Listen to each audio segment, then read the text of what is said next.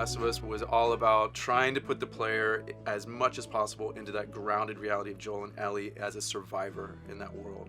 And we really constrained ourselves on design, art, etc. And then Uncharted coming back to it, it's like, oh man, cool, I can like jump. I remember on Uncharted 2, we like kind of just started figuring out set pieces and how to get set pieces on the stick, so you're really playing through a collapsing building or a sliding platform or fighting a helicopter.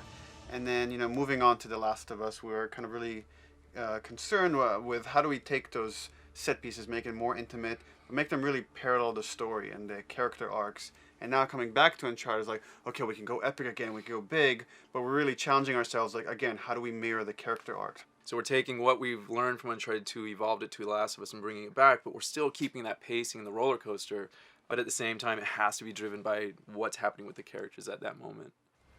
I don't really have an option here. You know that. Yeah, maybe you're right. I've been out of the game, but I need back in. The Last of Us, we went to great lengths to try to create this reality, but we were still limited by the amount of overdraw the PS3 could handle, etc. And now the PS4 is allowing us to push so much more density. So it's fun to go back and go like, oh, look at the things we wished we could have done in Uncharted 1. It's just like, oh, this is easy. Like, let's just make this. So it's nice to be able to explore something and look back and go, wow, this, like, remember when we couldn't do any of this? It's kind of neat. From a character standpoint, the tech really allowed us to get more subtlety.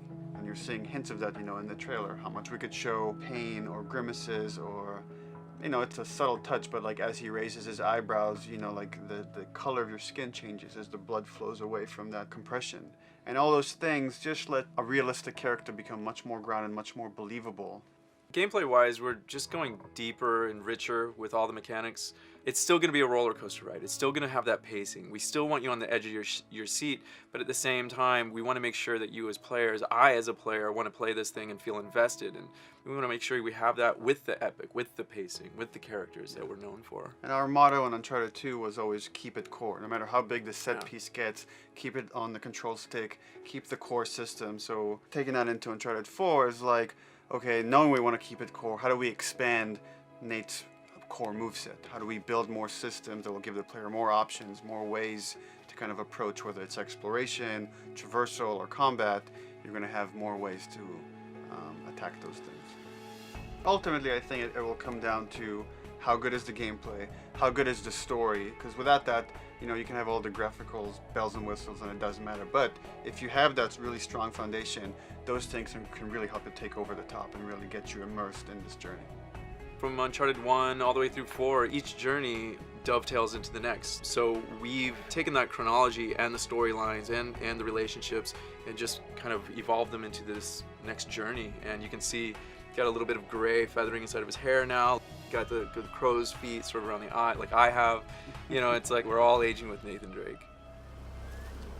So can I count on you?